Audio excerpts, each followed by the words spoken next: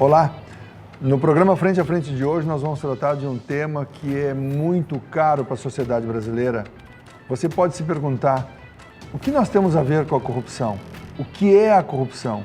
O que se pode fazer para acabar ou minimizar, reduzir essa chaga que afeta a nossa economia, a nossa sociedade, a política do Brasil, a movimentação das empresas, as finanças de cada família? É comportamento, é educação, como reagir a essa situação, como outros países resolveram este problema que é mundial, em maior medida ou em algumas fases e condições toleráveis. Eu estou aqui com o Dr. Afonso Guizzo Neto, promotor de justiça e idealizador da campanha Educando Cidadãos, Corrupção. O que eu tenho a ver com isso? E a campanha atual é Vamos Parar a Corrupção.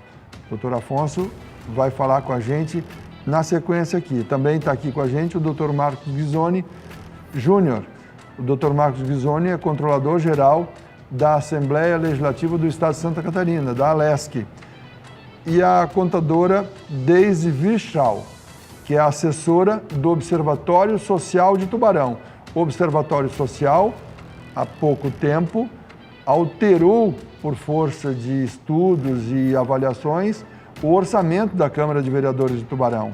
É o controle social sobre as despesas de órgãos públicos. Então, nós vamos tratar aqui desses temas. Agradeço a presença de todos. Começo com o doutor Afonso. Doutor, o que é a corrupção para a sociedade? Ou o que a sociedade sofre a partir dessa expressão ou desse problema, desse câncer que é a corrupção? Mais uma vez, obrigado pelo convite. Cumprimento a todos aqui da banca. O que é a corrupção? Essa indagação a gente poderia responder de forma conceitual, né? Aquilo que apodrece, aquilo que traz uma composição diferente do normal, digamos assim, num sentido amplo. Mas mais do que isso, Hildo, eu acho que o importante é a gente focar por que a corrupção faz mal para as nossas vidas. O que é o fenômeno da corrupção? Há quem diga no passado, inclusive no próprio meio jurídico, que a corrupção seria uma graxa que alimentaria uma engrenagem que funciona. Então, a corrupção não seria algo tão ruim, porque ela alimenta uma engrenagem e faz com que a economia ande, faz com que as coisas funcionem. Errado, equivocado, tanto é que os próprios organismos internacionais, como o FMI, Banco Mundial, que até a década de 80 fingiam que a corrupção não existisse ou fechavam os olhos para a corrupção, começaram a exigir dos seus parceiros, dos países que com eles se relacionavam, o combate efetivo com técnicas de compliance, com técnicas de controle social, advindo da própria sociedade, dessas instituições, para tocar nessa chaga que é o problema da corrupção. Por quê? Porque são éticos? Porque baixou o valor moral? Não. Porque se chegou à seguinte conclusão: a corrupção economicamente adoecia aqueles entornos sociais. Então, todos perdem na corrupção objetivamente. Então, esse é o primeiro dado objetivo econômico. Uma autora muito conhecida na área, que trata do direito econômico e traz na corrupção um estudo muito interessante, que é Rose Archman, observa justamente isso, que quando algumas atividades da sociedade ditas como irregulares, no sentido amplo do que seja corrupção, aquilo que não fecha com a norma, quando essas atividades são aceitas no corpo social, banalizadas, por assim dizer, nós temos duas opções. Ou a gente diz que a sociedade adoeceu e pune toda aquela sociedade, ou de fato a gente tira aquele ato irregular, corrupto, e traz eles, nas palavras do ministro Aires Brito, para a transparência, para a claridade, para o sol. Ou seja, aquele ato irregular, ele passa a ser um ato regular, com regulamento, com acesso a todas as pessoas. Se aquela conduta é aceita socialmente, ela tem que ser regulamentada de forma transparente na frente de todos. O ato de corrupção anterior passa a ser um ato regular, diferente, logicamente, da atuação, Ghisoni, do crime organizado. O Deise do poder público se adonando dos recursos públicos, que não sejam nas políticas sociais, longe de dar um conceito, e finalizando a minha resposta, do que seria corrupção, algo me parece indiscutível, né, nesse processo, que a corrupção ela faz mal para qualquer sociedade, independente da cultura social, independente das forças das suas instituições. E aqui, só para finalizar, vale a chamada fórmula ou equação de Klitger, autor americano, Robert Klitger, que diz que a corrupção vai estar em qualquer lugar, num país rico, num país pobre, independente de uma cultura anglo-saxônica ou americana ou ibérica, não interessa, a corrupção vai estar quando nós tivermos C, que é corrupção, igual a monopólio de poder, que é a concentração no poder numa pessoa ou num grupo, mais discricionalidade absoluta, eu faço o que eu quiser com esse poder, menos accountability, menos prestação de contas, menos fiscalização. Seja, diz Robert Klitger, em Nairobi, na África, ou em Nova York, nos Estados Unidos, se eu tenho essa fórmula, eu vou ter a corrupção. E a corrupção faz mal a qualquer sociedade. Doutor, o senhor fez doutorado no direito e o senhor estuda essa questão da corrupção como projeto da sua vida. Há quem diga que nós, os brasileiros, somos um país que temos essa endemia, essa questão da corrupção, de certa forma, nata, né? Desde a nossa origem, por conta da colonização portuguesa. Que os portugueses que para cá vieram para explorar, se dar bem e voltar. Ao passo que quem foi para os Estados Unidos da América veio como condenado, banido e não tinha como voltar. Então ele vinha para criar uma nova forma de vida e um futuro. Tem a ver com a questão portuguesa, latina? Como é que o senhor, sem querer ofender nem atacar nenhuma das etnias, e nós somos frutos de todas, é possível traçar esse paralelo, doutor? É possível, é algo complexo. Veja que a colonização americana ela não se deu só com ex-detentos, se deu com colonizadores que foram iludidos pelo governo, vieram com promessas, tanto é que cria grandes rebeliões nos estados americanos que forjaram a democracia forte que eles têm hoje.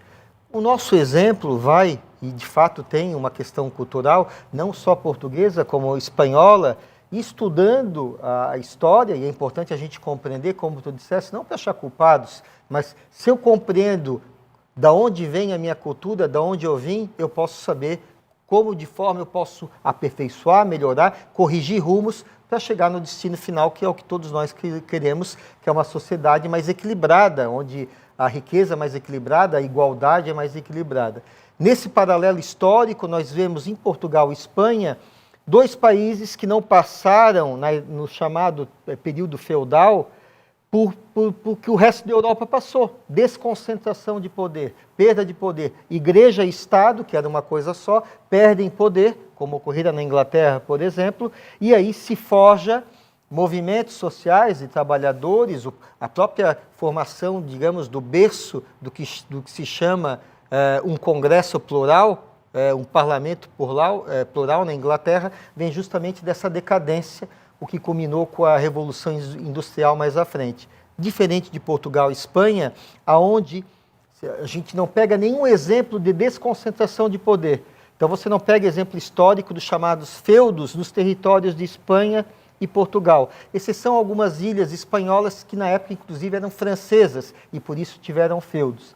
Dito de outra forma, essa concentração do público com o privado, essa simbiose, o público está junto com o privado, que era uma característica daquele governo de monarquia e igreja no poder, ela foi transmitida com muita força na colonização dos países na América Latina, notadamente de colonização espanhola e portuguesa. O Brasil com um adendo, com a invasão de Napoleão a Portugal, a família real do Brasil vem para o Brasil, palavras minhas, com uma mão à frente e outra atrás, ou seja, sem qualquer título de riqueza, mas ali já com a velha prática de se adonar da coisa pública, de vender títulos reais, o que culminou, de fato, e trabalhei isso na minha dissertação de mestrado na Universidade Federal de Santa Catarina, com a questão da cultura patrimonialista, que confunde, dentre várias situações,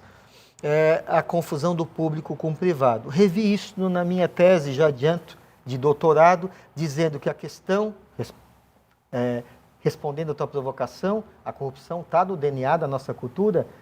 Sim e não. A questão cultural ela tem uma influência. Como a gente tem diferente dos países anglo-saxônicos, aonde quando eu tenho um choque no meu direito individual e coletivo e eu priorizo o coletivo, nós temos uma tendência a priorizar o individual. Como diz o descendente de açorianos, se a farinha é pouca, o meu pirão primeiro, eu vou garantir o meu. É o egoísmo, em outras palavras. Mas vários estudos comprovam que o que é fundamental no combate à corrupção, nessa lógica da corrupção enquanto sistema, lembrando, importante dizer, Hildo, a corrupção não é de um partido, a corrupção não é ideológica, a corrupção é sistemática, ela se encaixa em qualquer governo. O combate à corrupção, a boa governança também, ela se encaixa em qualquer espécie de governo. Então, são instrumentos que independem de ideologia, e faço essa referência por causa da polarização, mas que demandam um segundo ponto, que já encurto aqui porque falei demais. As instituições são importantes. Instituições com credibilidade, um judiciário com credibilidade, um legislativo com credibilidade, um executivo com credibilidade, um Ministério Público, uma Polícia Civil, enfim, órgãos públicos com credibilidade estimulam círculos virtuosos, a crença da população nas suas instituições e aí a gente cresce a sociedade. O contrário também é verdadeiro. Quando a gente tem instituições frágeis, que são desacreditadas, a gente não tem a legitimidade. Sem legitimidade, a gente tem o vale tudo, terreno fértil para a corrupção. É um pouco do que estamos vivendo hoje, muito do que estamos vivendo hoje. E aí, em 2000, o senhor pensou, junto com outros pares, esse projeto Educando Cidadãos, o que eu tenho a ver com a corrupção? Um projeto que andou por todos os estados brasileiros e correu mais de 30 países no mundo. Esmoreceu um pouco e agora volta revitalizado, com novas parcerias, um projeto de voluntários que o que eu tenho a ver com corrupção, mas agora... Nessa nova fase. O senhor dá o título? Eu queria até que meus parceiros falassem mais, mas... Nessa fase nós temos tempo para que eles falem também. Vamos lá, então eu vou ter o monopólio da palavra, corrupto. Mas, de qualquer forma, acho que é fundamental dizer, o projeto ele nasceu em 2000 como não corrupção. Era um movimento contra a não corrupção, vendo que o judiciário não respondia a todas as respostas, eu me enquadrando no sistema de justiça, e a sociedade tinha que ser chamada. Em 2004, daí sim, com esse nome, 2004, em Chapecó, uma grande passeata que fizemos em Chapecó. Aliás, em 2002, fizemos uma primeira passeata temática contra a corrupção, todo mundo com a camiseta não corrupção em Porto União, 60 pessoas, para alguns, uma das primeiras movimentos das ruas temáticos anticorrupção. Mas em 2004, o que você tem a ver com a corrupção? Em 2005, o Prêmio Novari, Prêmio Nacional da Justiça, que nacionalizou o projeto, que depois via alguns parceiros internacionais, como Nações Unidas, como o JCI, foi para outros países, mas o mais importante, Hildo, que isso é história e deve ser dita, mas o mais importante nessa fase, e talvez seja o sucesso do Educando Cidadãos, o que todos nós temos a ver com a corrupção, com essa primeira campanha de abordagem, vamos parar a corrupção, é que o segredo está que o sucesso de um movimento como esse não está a cargo de uma pessoa ou de uma entidade. Ele tem que reunir ideias de várias entidades. A União, o Observatório Social, vem participar com o que ele faz de melhor. A Assembleia Legislativa, que é nossa, às vezes as pessoas, a Assembleia Legislativa é nossa, é o público, vem participar com o que tem de melhor. E assim cada entidade, só para dar alguns exemplos. A Fundação, da qual é nossa parceira e vem entrando com tudo aí, tu estás acompanhando, ela vem participar com o que ela tem de melhor. Fundação Inoversa Sul. Exatamente. Então, recorrendo aí ao meu doutorado e às origens espanholas e a Dom Quixote, né? Sonho que se sonha só, é só um sonho que se sonha só. E quando a gente se une aqui, a gente pode fazer desse grande sonho individual algo que vai romper a lógica do se dar bem, a lógica dessa cultura patrimonial e plantar uma lógica de cooperação, participação e controle social. Maravilha. Este é o Frente a Frente. Nós vamos a um rápido intervalo importante que o Dr. Afonso tenha monopolizado, porque foi provocado, esse primeiro segmento para explicar para a gente que a gente tenha um pouco mais de informação sobre aquilo que nos afeta diariamente. Daqui para frente, o que cada um pode fazer e o que é corrupção. A corrupção não está só nos ministérios, nas secretarias estaduais, municipais, federais. A corrupção está nas empresas, no nosso comportamento, na nossa atitude na rua. E é um pouco mais sobre isso que nós vamos falar na sequência. Até já. Frente a frente.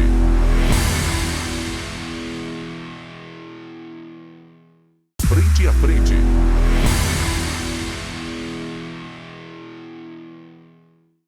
Muito bem, já estamos de volta com o programa Frente a Frente. Na edição de hoje, nós estamos falando sobre a questão da corrupção. Tem uma campanha iniciada, lançada no último dia 7 de maio, em Florianópolis, por mais de 40 entidades, claro, capitaneada pelo Ministério Público, na pessoa do Dr. Afonso Guizzo Neto, que é promotor de justiça. Esse projeto iniciou lá em 2000, 2002, 2004 e agora vem revitalizado. Busca a formação do cidadão desde a mais tenra idade, envolvendo lá crianças muito pequenas, o envolvimento de escolas, para que os jovens, para que as cabeças dessas crianças já cresçam informadas e formadas em relação ao dano que a corrupção tem causado e ainda vai causar por muito tempo na nossa sociedade. Nós temos mais de 500 anos de história envolvidos por esses toma lá da cá. É chegada a hora de dar um basta, mas nas nossas idades talvez seja difícil fazer essa transformação. Por isso, o projeto entra pelas crianças. E aí, educando cidadãos, envolve escolas, e a frase deste momento é: vamos parar a corrupção. Eu estou aqui com o Dr. Afonso Guizzo Neto, que é promotor de justiça, com o Dr. Marcos Ghizzoni, que é controlador-geral da Assembleia Legislativa do Estado de Santa Catarina, e com a contadora Deise Vischrau, que é assessora do Observatório Social de Tubarão. O Observatório já tem serviços prestados e está aqui marcando presença nessa discussão também. Dr. Marcos Ghizzoni, por que envolver as crianças nesse processo de formação para combate? É formação de um exército para o combate à corrupção. Olha, basicamente a ideia do projeto é estancar o nascimento da corrupção, reformulando toda uma cultura educacional que a gente enfrenta, que hoje o cidadão de bem se vê envergonhado por ser de bem. As pessoas tendem a não... Rui Barbosa, que disse, salvo engano, que o honesto teria vergonha de ser honesto. E é o que a gente vem notando.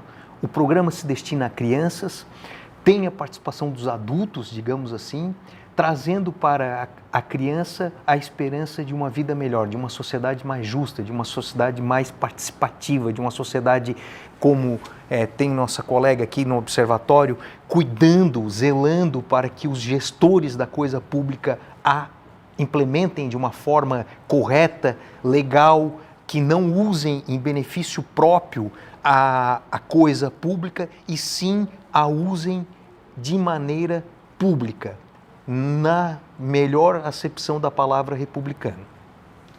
Muito se tem falado sobre a questão do Estado de Direito, a questão de uma atitude republicana, mas o que se observa não são atitudes republicanas. O republicano quer dizer cuidando da coisa pública em benefício de todos os cidadãos. Nós temos enfrentado em todos os níveis de governo essa questão. Como é que as crianças podem projetar um país melhor se ainda não tem controle dos meios de produção, se ainda não tem controle da esfera política? Como é que a criança pode intimidar o adulto, doutor? Intimidar pode ser forte, mas ajudar a moldar uma melhora? A criança vai ajudar em dois focos distintos. Quando ela for um adulto, ela será um adulto melhor e dentro de casa ela faz a sua lição. Eu tenho alguns colegas que são pais e que dizem que a criança até diz: pai, tu não vai botar o cinto de segurança? Pai, você não vai fazer tal coisa? Toda isso é uma educação que tem que ser investida na criança. A criança, além de se tornar um futuro adulto do bem, um futuro adulto que caminha a passos largos na legalidade, digamos assim, ela também é um exemplo para dentro da sua casa, para dentro da escola, e ela começa a sentir um prazer de ser bem comum a toda uma sociedade.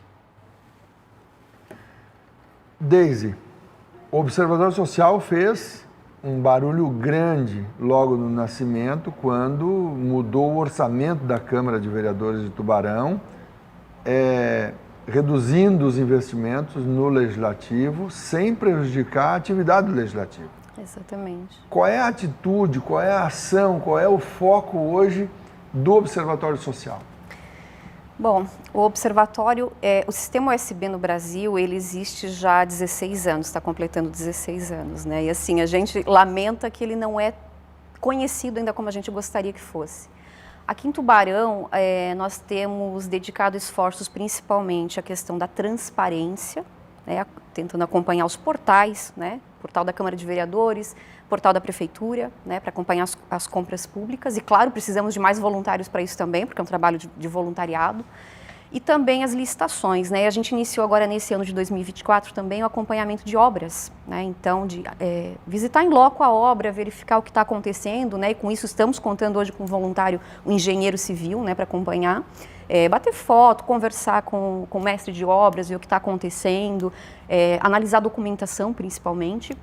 E também entrando na questão da educação, né, já citada aqui, nós também temos trabalhado na área do Programa de Educação Fiscal e Financeira de Tubarão, né? Então, nós já temos esse programa instituído por decreto e precisamos levar isso para a sala de aula, né? Então, o que nós estamos agora trazendo, né, a partir desse ano, levar para a sala de aula o Observador Social Mirim, que justamente trabalha todos esses conceitos, né, toda essa questão de princípios, do combate à corrupção, do papel do cidadão, para que a criança absorva e leve para a família, leve para o seu dia a dia, né, que compartilhe isso nos seus relacionamentos, né, na hora de brincar, na hora de estar ali com os pais. A gente sabe que as crianças levam. Hoje eu estou atuando em sala de aula também, né, então sou professora hoje de crianças de 10 a 18 anos, e assim a gente percebe o quanto eles estão ávidos, né, por querer fazer parte, por querer participar. Então a gente está com essa iniciativa também pelo Observatório, né, de levar para as escolas aqui em Tubarão esse trabalho do Observador Social Mirim, também um trabalho que nós realizamos junto com a UDESC no ano retrasado, no ano passado também, um material de educação fiscal cidadã. E outra iniciativa também que nós estamos trabalhando esse ano junto com a rede de controle da gestão pública é um jogo, né, chamado Eleitor Consciente, justamente, né, pelo ano eleitoral. Então é um jogo, né, um tabuleiro lúdico ali com as casinhas representando essa corrida da eleição, né, com informações, né, numa linguagem para as crianças entenderem, mas para levar um pouco mais esse conhecimento para eles, né? A gente quer que eles cheguem e conversem com a família sobre isso. Pai, mãe, em quem você vai votar? Por quê? Então, a gente está levando essas provocações e esse ano o Observatório está focando nessas ações. Quantos são os voluntários hoje do Observatório? Hoje deve ter em torno de 30 voluntários aproximadamente. É uma entidade, uma ONG, uma organização não governamental. Isso. Os voluntários sofrem hostilidade, sofrem ataques, críticas por conta do trabalho que tem feito? Aqui em Tubarão, a gente pode dizer que isso ainda não aconteceu, né? Ou se aconteceu, foi muito sutil. Mas acompanhando o Sistema OSB nesses quase 16 anos, a gente sabe que acontece, né? Porque muitas vezes eles distorcem o papel do Observatório Social, né? Então, para ser um voluntário do Observatório, né, começa pela questão dos princípios, né? Precisa ser apartidário. Né? Então, não quer dizer que não vai acompanhar a política, precisa acompanhar o que está acontecendo, né, no universo. E na hora de votar vai escolher o candidato do seu coração. Exatamente. Mas a gente sabe que existe também retaliação quando o observador começa a participar desses ambientes, né? Então, assim, vai lá e leva uma proposta, uma sugestão ao gestor público, à Câmara de Vereadores, né? Isso que o observatório está encampando hoje. E a gente sabe que, sim, acontecem momentos de hostilidade. No caso que nós citamos aqui, que a senhora concordou, houve uma ação bastante forte do Observatório que acabou alterando a transferência, o 12º da Câmara de Vereadores de Tubarão. Rapidamente, resume para a gente que ação foi essa e o que resultou. Na época, né, o que foi percebido pela diretoria, eu não estava acompanhando ainda, né, todo o caso na época, mas quando saiu a notícia, né, dessa movimentação do aumento do 12º, se percebeu que, bom, vamos analisar o motivo. Para quê? Será que é necessário realmente? E aí eu lembro que o presidente Isaac, inclusive, ele fez contato comigo na época, eu estava atuando ainda no Observatório Estadual, e ele disse, Deise, como é que está, né, nos outros observatórios, outras cidades que já tenham passado por isso?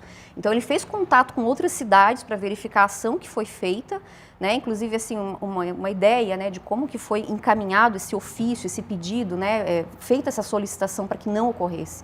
Então, uma das ações, sem dúvida, é unir esforços. Então, precisa juntar forças com outras entidades, né, como o doutor Afonso colocou, a gente não deve caminhar sozinho, a gente tem que unir forças com outras entidades da região, da cidade, para então, né, encaminhar essa solicitação e provar que não seria necessário esse aumento. Então, no momento foi protocolado essa solicitação e foi acatada. Né? A própria Câmara acatou Exatamente. A manutenção dos valores, salvo com correção dos índices inflacionários. Isso mesmo. Doutor Afonso, nós estamos tratando aqui dessa questão da corrupção. Agora, lançado no início do mês, o projeto que está baseado num grupo de voluntários. Quais são as primeiras ações e o que já está sendo implementado no Vamos Parar a Corrupção, que é o mote da campanha lançada nesse mês de maio? Boa pergunta, Hildo. Importante frisar, até para a galera que está nos assistindo, saber que é um projeto 100% voluntário. Então, todos, desde o início até o final, não recebem um centavo para estar com a gente. Também a gente não pede dinheiro, tá? nem seja público ou privado, o projeto não recebe dinheiro público ou privado, mas também não tem condições de dar para ninguém. Então, todos que estão no projeto estão 100% voluntários. Isso, por um lado, dificulta algumas ações, por outro lado, dá uma transparência muito legal para o projeto e quem está se envolve de corpo e alma. Até algo que os meus companheiros de mesa esqueceram de falar, que é fundamental, é que o Observatório Social de Tubarão, dentre outros observatórios, é um dos nossos parceiros do projeto. Então, veja, a Assembleia Legislativa, a qual o Ghisoni representa aqui como controlador geral, é um dos nossos parceiros. A Fundação Universa Sul, da qual tu faz parte também, é um dos nossos parceiros. Então, rede de... O Colégio Legado também, né? Justamente onde eu também estou levando... então são muitos parceiros, mais de 40 parceiros com a tendência de crescer, tanto na iniciativa pública e privada, e um diferencial da fase passada do que você tem a ver com a corrupção, como eu disse, não é concentrar num coordenador, somos 8 coordenadores gerais, que vão se revezar daqui a um ano, entram 8 novos coordenadores, e a gente vai para a linha de trás ser soldado, então isso é importante. Cada uma dessas instituições tem um coordenador interno. Então, lá no Observatório Social de Tubarão, e logicamente ninguém vai inventar a roda, a Deise falou várias ações do Observatório que já são compatíveis com a nossa proposta. Vão encaixar o projeto lá e a mãozinha do Luciano Martins, que é o nosso logotipo, Vamos Parar a Corrupção, como tu bem lembraste, que significa não acabar com a corrupção, vamos pensar sobre a corrupção, vamos dar um stop em algumas banalidades que estão na sociedade corrompidas e aceitas normalmente. Por exemplo, doutor? Desde o ato de furar uma fila, de falsificar uma nota, de não atravessar na faixa de pedestre, de acelerar quando o sinal está virando para o vermelho, até o ato fundamental, que o Observatório faz muito bem, diga-se de passagem, de incutir na educação do nosso adulto atual e do adulto que vai vir, nossa criança e adolescente, uma cultura que essa participação do público cobrando, ela é fundamental.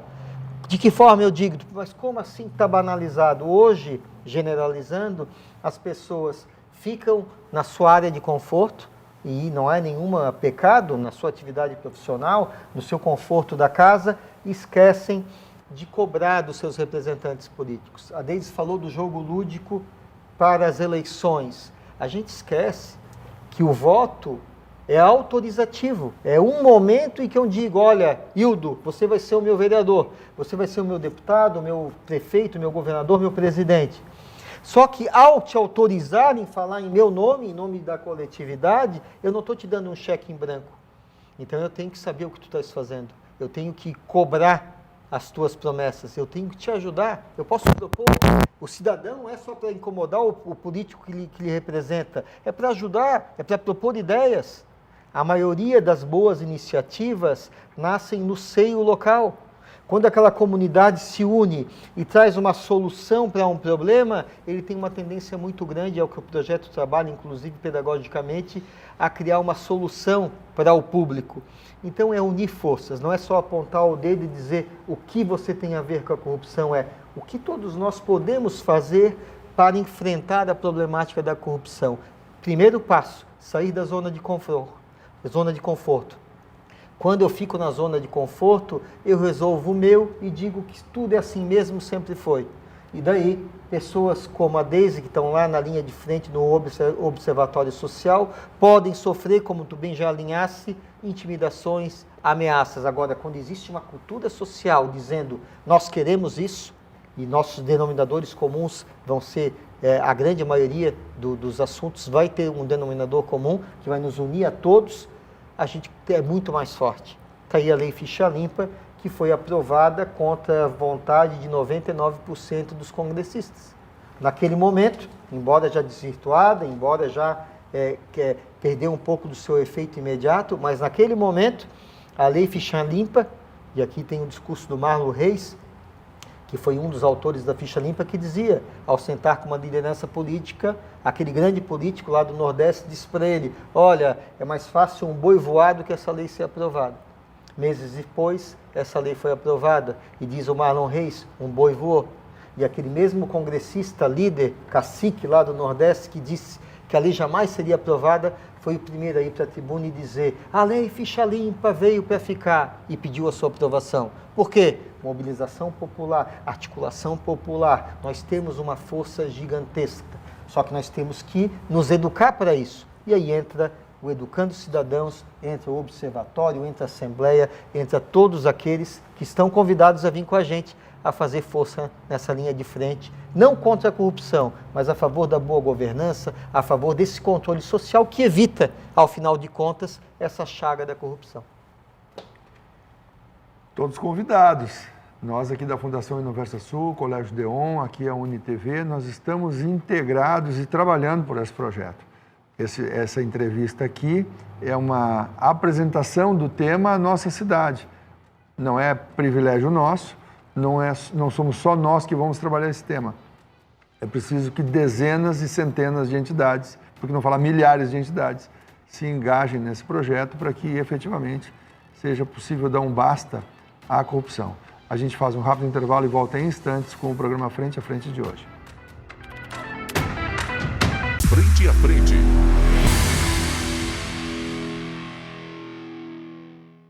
Frente a Frente.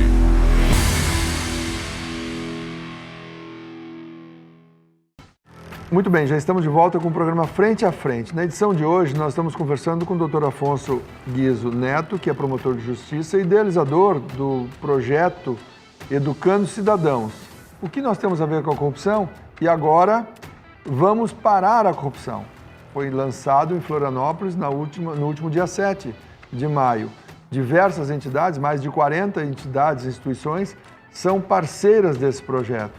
É um projeto capitaneado pelo Dr. Afonso, mas que tem parceiros tão importantes quanto que levam à execução esse programa.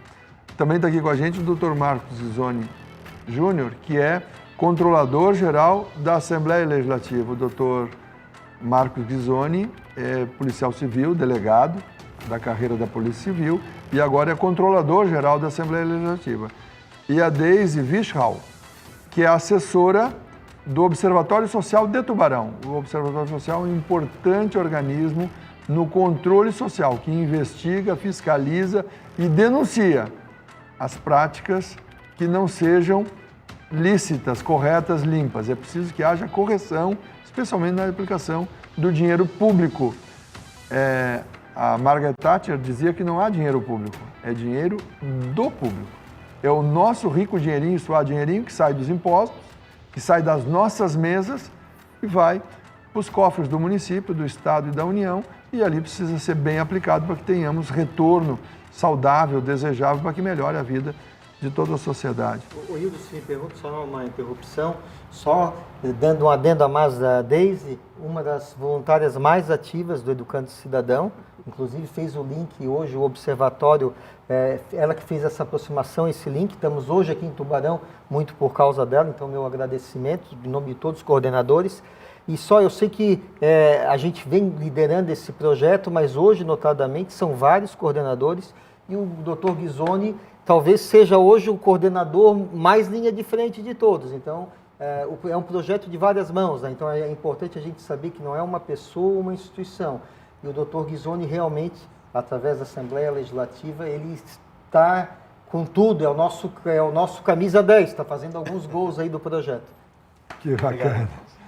Dr. Marcos Ghisoni, o que é a Controladoria Geral da Assembleia? Olha, Hildo, faz alguns anos já, aproximadamente 5 anos, que a Assembleia sentiu a necessidade de ter um órgão central que a controlasse em todos os seus aspectos, aspectos financeiros, aspectos pessoais, aspectos operacionais, e foi criado, então, a Controladoria Geral. Basicamente, em linhas gerais, a Controladoria hoje detém 2 funções, a função correcional, que é a parte das sindicâncias e processos administrativos em face de eventuais descumprimentos dos deveres funcionais dos servidores da LESC, e a parte fiscalizatória dos gastos que é feito dentro do parlamento. Incluindo o gasto dos parlamentares, dos deputados. Gastos gerais, todos os gastos. Desde diárias até o orçamento, a execução do orçamento da LESC, a Controladoria participa e a fiscaliza. O nosso presidente, o deputado Mauro de Nadal, assim que foi procurado pelo Dr. Afonso, me chamou e disse: Ghisoni, participe ativamente, traga a LESC em direção ao projeto, para que a LESC se coloque não apenas como um órgão legislativo, mas um órgão participativo na sociedade, em uma participação ativa. Não só em períodos de eleições, mas em todo o período de legislatura da sua gestão.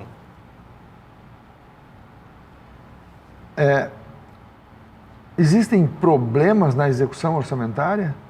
A Controladoria pressupõe uma necessidade de acompanhamento. Hildo, o que a gente costuma dizer é o seguinte: a gente existe para não ter problemas. A gente faz um trabalho preventivo, um trabalho pedagógico preventivo. É muito comum quando se fala em um órgão de controle, então quer dizer que tem problema? Não. Justamente não tem problema, porque esse órgão de controle está lá para fazer a sua parte de prevenção. A nossa fiscalização, enquanto órgão de controle da gestão operacional, ela não é só repressiva.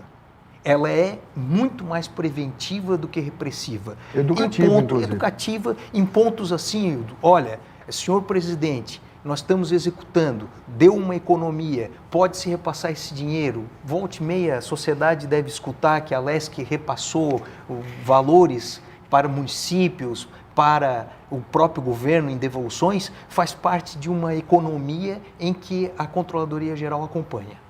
E está dentro da execução orçamentária. Houve previsão de recursos, foi feita uma economia comprando por menos, com maior eficiência, e daí sobra o recurso. Maior eficiência, sobrando recursos, a LESC ou os aloca para outras finalidades, mas basicamente é para que tenhamos um recurso público bem executado e bem gastado, com perdão da palavra. Doutor, o senhor é servidor público de carreira. Sim. A sua carreira é uma carreira de Estado, o senhor é policial, né? Sou policial civil, delegado de polícia. Delegado de polícia, a sua carreira de Estado.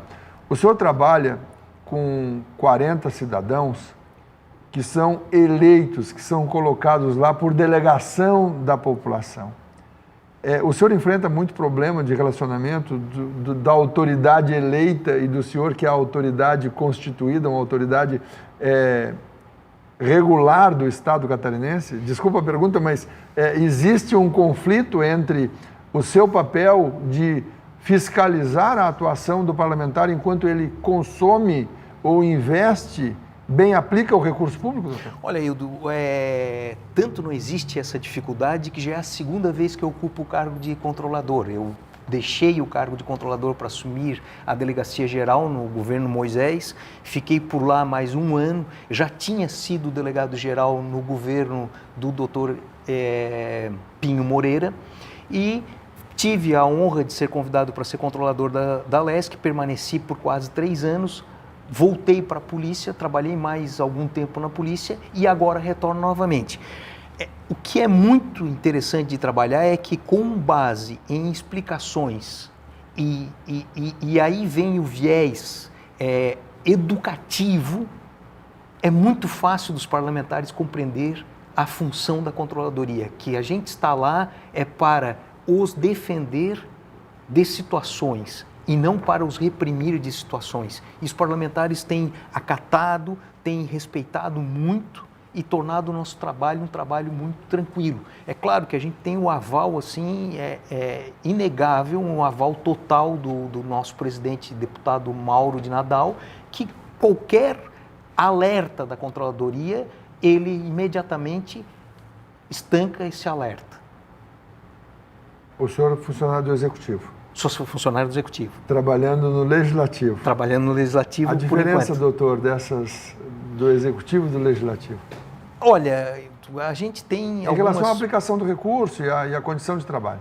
A gente tem algumas diferenças, assim, que são diferenças palpáveis. Da natureza da atividade. Natureza da atividade. A diferença também é que tu trabalha num órgão que concentra toda a sua estrutura em Florianópolis, diferentemente do Estado que concentra no Estado inteiro. Só aí já muda totalmente de figura. Um pouquinho da Polícia Civil, doutor. A Corregedoria da Polícia também enfrenta desafios diários. O senhor pode não ter atuado, não narrou aqui que atuou na Corregedoria da Polícia, mas o senhor, como delegado, sabe as dificuldades do enfrentamento do dia a dia do policial. Baixa remuneração, talvez, condição técnica, os armamentos não são os melhores, o Estado não tem a competência, não tem tido a competência de ter sido... ter condição econômica de dotar da melhor qualidade na inteligência, nos veículos, nos recursos. A atuação da polícia nessa questão do combate à corrupção. O senhor não está hoje na polícia, o senhor é policial, mas não está na linha de frente da polícia. A polícia tem condição de integrar esse trabalho, de fazer um trabalho também no combate à corrupção, doutor? Olha, Hildo, eu... graças a Deus, venho da instituição Polícia Civil de Santa Catarina, que eu a considero a melhor do Brasil. Nós temos um trabalho de excelência no combate à corrupção, somos exemplo no Brasil. As duas polícias, né? Tanto a Polícia Militar quanto a Polícia Civil são consideradas as melhores do país. Estão entre as melhores. As melhores do país. Boa observação, nós temos um funcionamento muito bem azeitado, digamos assim, onde um termina, o outro começa e acaba... terminando, repassando para o nosso colega aqui, doutor Afonso, que é o promotor de justiça. Então, eu brinco e costumo dizer que a persecução penal é como uma corrida de bastão, cada um corre o seu tanto, entrega o seu bastão da melhor forma possível para que lá na frente se tenha uma decisão judicial que traga a verdade à tona e que se puna quem tem que punir e nunca puna quem não se tem que punir. O direito penal, no meu entendimento, ele é muito mais voltado a proteger o inocente a que perquerir e ir atrás do culpado. É para a proteção do inocente, né? A gente tem uma característica de polícia muito forte. Eu hoje não estou à frente da polícia, não tenho esta dinâmica e nem competência e responsabilidade para falar. Está o nosso colega delegado Ulisses Gabriel, aqui do Sul também, de Orleans, que é uma pessoa, além de um profissional exemplar, é uma pessoa muito humana, está fazendo um trabalho muito bom e a gente só tem escutado elogios desde o armamento. Na época da minha gestão, a gente trocou todo o armamento, para teres uma ideia, a gente comprou para todo policial pistolas Glocks, era a primeira compra de Glock no mundo com esse novo modelo. o policial civil saiu equipado com uma pistola, carregador, munição. Nós temos, assim, um histórico de polícia civil muito forte, muito forte. E o carro-chefe hoje da polícia civil é o combate à corrupção. Mais que isso, é o combate a ver onde o dinheiro do tráfico, o dinheiro do crime adentra na sociedade e dali perquerir esse dinheiro e ir atrás. O dinheiro deixa rastro. Deixa rastro. O dinheiro cheira. Vale a pena tu dizer para o Hildo que 2 associações são parceiras do projeto. Sim, a Associação dos Delegados, a DEPOL, é parceira do projeto. O Simpol, Sindicato dos Policiais Civis, são parceiros do projeto. Ao menor toque de telefone já atenderam, já aderiram ao projeto. Nós estamos trazendo aí vários parceiros, né, Afonso? E a gente está muito satisfeito com esse projeto, porque nos tira da zona de conforto, como disse o colega Afonso aqui, e nos faz repensar a estrutura não só como cidadão, mas como profissional, como servidor de carreira de Estado que sou, que vou ali nos meus momentos de folga adentrar num colégio para poder ministrar uma palestra. Hoje eu e o Afonso viemos de Florianópolis para cá, vamos voltar de noite. Amanhã de manhã eu já estou na LESC novamente, o Afonso nos seus afazeres na Promotoria de Justiça, mas extremamente cansados, mas satisfeitos de saber que movemos alguma coisa. Chegar aqui, Hildo, e ver a estrutura que o professor Walter e o próprio amigo está nos colocando e acreditando no trabalho, não tem preço que se pague isso. É o coroamento do bom policial militar, do bom promotor, procurador, é entrar numa campanha dessa e saber que já faz o que é preciso fazer. Porque é educação, mas já tem muita gente preparada para pegar esse bastão e passar esse bastão à frente, doutor. Sim, muita gente. Polícia Civil, como um todo, ela é uma estrutura, vamos dizer assim, uma rosca sem fim. Sai um, entra outro, sempre melhorando, sempre partindo de um trabalho de excelência, chegando a estruturas. Nós temos, assim, uma preocupação, Hildo, e claro que como é a minha carreira e é a minha paixão, digamos assim, eu vou poder aqui falar demais e não quero ser enfadonho, mas a Polícia Civil de Santa Catarina, por exemplo, Hildo, ela tem a sua academia de polícia hoje na direção do André Bermudes, que já foi delegado regional aqui de Tubarão. Exatamente. Né? Ela tem credenciamento no Conselho Estadual de Educação. Nós ministramos cursos de pós-graduação na academia de polícia para os policiais sem custo nenhum. Porque sabemos, a Polícia Civil sabe desde há muito tempo que a solução do problema perpassa pela educação do cidadão. E ter policiais bons significa a educação dos policiais. Bacana. Esse é o Frente a Frente, nós estamos terminando esse penúltimo bloco, vamos voltar rapidinho para encerrar aqui, porque os nossos convidados têm compromisso na cidade e voltam hoje ainda a Florianópolis. Eu e a Deise ficaremos por Tubarão, cada um na sua atividade. Nós voltaremos em instantes, é um segundo só. Frente a Frente.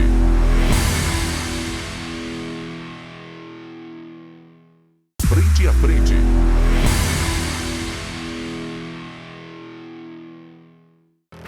Estamos de volta para o último segmento desse programa Frente a Frente de hoje, uma discussão muito interessante sobre a questão da corrupção. Compromete a essência, o investimento do cidadão e a atuação do Estado, o Estado, o município, o Estado e a União. Importante que haja união de esforços para que haja um basta nessa questão. Quem quiser obter mais informações pode seguir o projeto Educando Cidadãos no Instagram, @Educando Cidadãos. Vamos colocar aí na tela, @Educando Cidadãos. Então esse é o Instagram para que se possa ter mais informações sobre esta atividade, sobre este projeto que envolve mais de 40 entidades de todo o estado de Santa Catarina, aqui em Tubarão, o Observatório Social, pelo menos, e a Fundação Inoversa Sul, que tem a UniTV, onde nós estamos, e o Colégio Deon. Então, são entidades, instituições que estão envolvidas no projeto. E ainda, quem tiver alguma informação a solicitar, Vamos parar a corrupção, uma palavra só, sem tio e sem acento, vamos parar a corrupção, @gmail.com. Você manda um e-mail, podem ser um volume grande de e-mails, pode demorar um pouquinho a resposta, mas será dada a resposta. Inclusive, a questão pode ser como participar do projeto. Dá para antecipar alguma coisa, doutor? Já temos ali o nosso formulário da pessoa jurídica, lembrando que cada um atua do tamanho que quiser e como puder, apresentando as suas ações internas e vindo somar no externo, pessoa jurídica pública ou privada, preenche o seu formulário, o formulário ele é de unilateral, você assina a adesão e vira, abre aspas, dono ao nosso lado do projeto Educando o Cidadão, que é de todas as entidades. Voluntário individual também. A exemplo, eu mesmo fiz a minha ficha, desde que está aqui uma das primeiras. Você entra lá, voluntário individual, vem dar sugestões, vem fazer ações, vem divulgar no seu bairro, na sua casa. Hildo, a ideia maior não é ter todas as respostas, mas ter uma certeza. A gente tem que se mobilizar, a gente tem que sair desse estado. A gente vê muita coisa errada, o momento não é bom, um momento polarizado, um momento de desânimo, independente do que você acredita ou não, mas de fato a gente tem que propor iniciativa positiva com ações de fiscalizar a coisa pública, de fazer uma rede do bem, de agregar esses valores. Está cheio de gente querendo fazer isso. E você em casa é nosso convidado. Acesse lá, preencha a sua ficha e venha ser um voluntário ativo do Educando Cidadãos. A sua atividade no Ministério Público exige tempo, estudo, dedicação. Conta pra gente, doutor, como arruma tempo para fazer mais esse voluntariado? Tá no bom sentido, é questão de propósito, né, Hildo? Assim, às vezes você se acomoda, tal, eu fico ali uma semana. Na verdade, essa segunda fase do projeto, o Ghisoni é testemunha, eu fui provocado, estava lá no meu gabinete fazendo o meu, abre aspas, feijão com arroz, claro, é uma atividade no crime, é desgastante, inclusive, mas de fato, acho que a gente tem que se doar, né? Essa vida, ela é um sopro, ela passa muito rápida, independente do nosso credo ou religião. Então, por que não contribuir? Por que não deixar o legado dessa participação, desse propósito de que a gente pode ter uma sociedade mais equilibrada, onde a gente possa unir essas forças, viver melhor como um todo? A natureza está dando recado aí, nosso estado vizinho, Rio Grande do Sul, para os nossos amigos do Rio Grande do Sul que estão aqui em Tubarão, que estão em Santa Catarina, ou mesmo lá, na nossa solidariedade. Mas todos esses recados da natureza ou de um mundo tão conturbado, acho que pode ser atenuado a partir do nosso universo, da nossa casa, do nosso bairro. Vamos começar por aqui, né? É o primeiro passo. É um desafio grande, mas se a gente começar botando um tijolinho, daqui a pouco a casa está pronta. O senhor fala que é um primeiro passo, mas o primeiro passo foi numa passeata com 60 pessoas. Hoje quase 60 entidades, aí cada entidade com dezenas, centenas, é um pouco maior que a marcha inicial. É possível já comemorar um pouco, doutor? Eu acho que sim, né? O testemunho é como eu estava falando com o Ghisoni, para atacar pedra, para alguém reclamar dos processos que estão lá, é fácil. E a gente, só que como diz o Ghisoni, a gente não pode focar nessa minoria que joga pedra, que critica, que às vezes julga o outro sem saber o que está acontecendo nos bastidores. O retorno são várias pessoas. Eu já tive, vou me sentindo velho, de estar em reuniões com agentes ativos de mobilização contra a corrupção, que levantou o dedo e disse, lá em Florianópolis, por exemplo, estudante da Universidade de Administração, lá da ESAG, olha, quando eu estava no colégio, lá no primário, no ensino fundamental, eu assisti uma palestra do senhor e aquilo ali me ativou e por isso que hoje eu sou um cara que eu faço o meu controle social. Então veja aquela sementinha lá numa criança que agora, isso anos atrás já era um adulto com 20 e poucos anos. Então assim, são sementinhas, a gente não vai resolver, mas eu acho que a gente tem que, no mínimo, Hildo, tentar. Se vai dar certo eu não sei, mas se a gente arregaçar mangas, tentar e se unir, sem vaidade, ninguém é melhor, mas somar, a gente vai longe.